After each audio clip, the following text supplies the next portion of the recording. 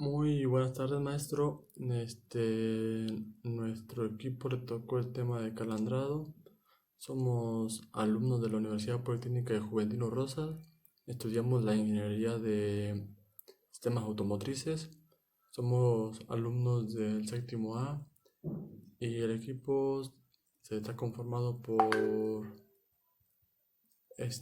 Osvaldo, Víctor Hugo y su servidor Uriel. Calandrado. La calandra o calandría es una máquina que se basa en una serie de rodillos de presión que se utilizan para formar una hoja lisa de material. La aplicación principal de la calandrada se encuentra en el primer proceso de fabricación de papel. El calandrado también se puede aplicar en otras materias distintas del papel. Cuando es deseable una superficie lisa y plana como el algodón, lino, sedas y diversas telas hechas por el hombre y los polímeros tales como láminas de polímero como vinilo, PVC y ABC en una menor medida, polietileno de alta densidad, polipropileno y poliestireno. El calandrado es un proceso importante en la industria del caucho, sobre todo en la fabricación de neumáticos en el que se utiliza para la capa interna y la capa de tela.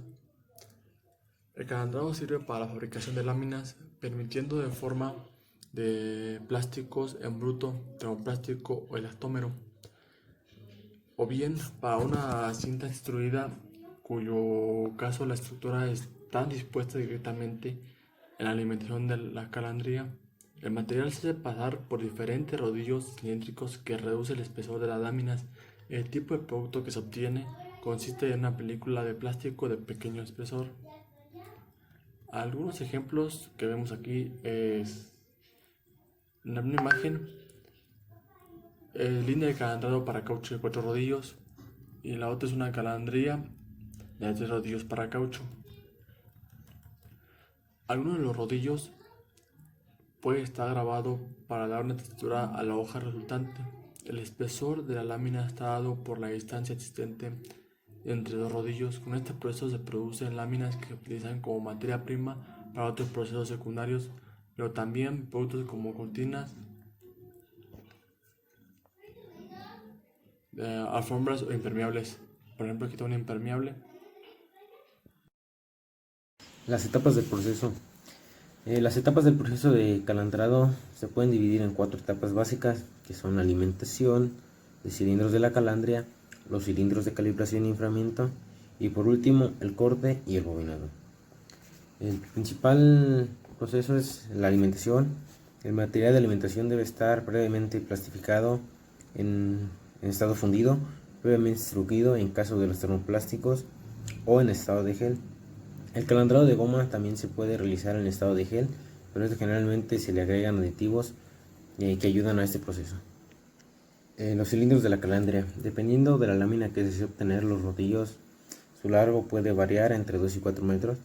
La calandria consta de por lo general 3 o 4 rodillos y su disposición puede variar, pero la alimentación casi siempre se realiza por la parte superior.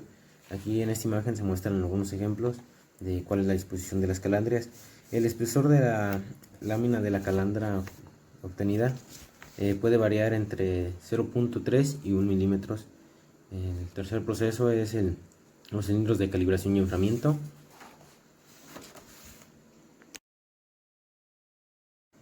Las características del proceso. Mediante el calandrado se obtienen diferentes acabados superficiales, como pueden ser el acabado brillante, mate, difuminado o un acabado con texturas. Esto depende del recubrimiento aplicado en el último cilindro caliente. Las instalaciones de calandrado son costosas. La puesta en marcha del proceso es de aproximadamente 10 horas, lo que esto solo lo hace rentable para grandes volúmenes de producción. Este proceso generalmente aplicable a materias de alta viscosidad como son la goma y que se degradan fácilmente, ya que estos deben estar en poco tiempo a temperatura elevada, como por ejemplo un ejemplo simple puede ser el PVC. Las condiciones de operación, efectos sobre la calidad de la lámina. La temperatura del material Se ve apenas modificada en el proceso por ser la generación viscosa y de baja conducción al calor. A mayor temperatura del material se obtiene una mejor calidad superficial, un menor rango de defectos de despliegue y una disminución de la viscosidad. La disminución de la viscosidad genera una menos presión sobre la masa y consecuentemente un menor esfuerzo sobre los rodillos, pero puede generar la inclusión de burbujas en la lámina. Una temperatura demasiado elevada también puede ocasionar la generación y la degradación del material. La velocidad de los rodillos. Pues por lo general se crea una variación en la velocidad de los rodillos, la cual permite regular el espesor de la lámina sin variar el entrehierro. A mayor velocidad se obtiene un mayor ritmo de producción, también una mayor presión y por consecuente generación viscosa en el calor. Un incremento exagerado de la velocidad puede ocasionar posibles problemas de aspereza en la superficie final, que puede ser también la ruptura del material fundido. En el proceso de calandrado se puede obtener una buena operatividad basándonos en un diagrama de velocidad y temperatura. En la observación del gráfico se deducen los límites del proceso, el exceso de presión en los cilindros, que va a generar una aspereza superficial, el bajo rendimiento del proceso, la deficiente homogeneización o defectos superficiales, la degradación superficial e inclusión de burbujas de aire y la degradación térmica.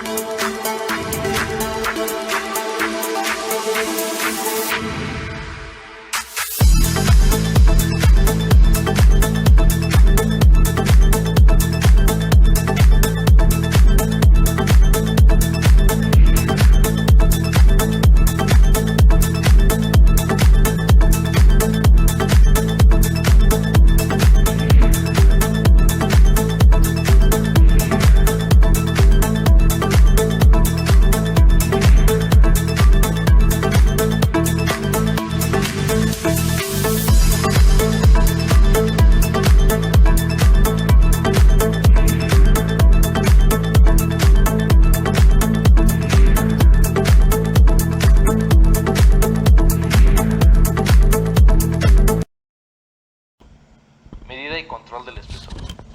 La homogeneidad del espesor a lo ancho de la lámina se regula mediante dos técnicas. Número 1. Aplicación de variación de momentos flectores en extremos de los cilindros. Número 2. Variando el ángulo entre los ejes de los cilindros. La medida del espesor a lo largo de la lámina se caracteriza mediante un detector de absorción de radiación beta que será proporcional al espesor. El sistema de medida permite ajustar la forma continua el sistema de regulación para obtener un espesor homogéneo. Existen sensores de espesor por rayos X, rayos gamma y rayos láser. Enfriamiento y acabado. En el caso de los termoplásticos, el espesor definitivo de la lámina puede ser el obtenido en el calandrado, en cuyo caso el material es soportado por un tren de rodillos que impiden que se deforme o el que se obtiene por un estirado final aún a las temperaturas cercanas a las del calandrado. Las últimas etapas del proceso son el enfriamiento, el recorte de bordes y el bobinado, sin estiramiento adicional. Para el caso de los elastómeros, se obtiene el producto en verde sin vulcanizar.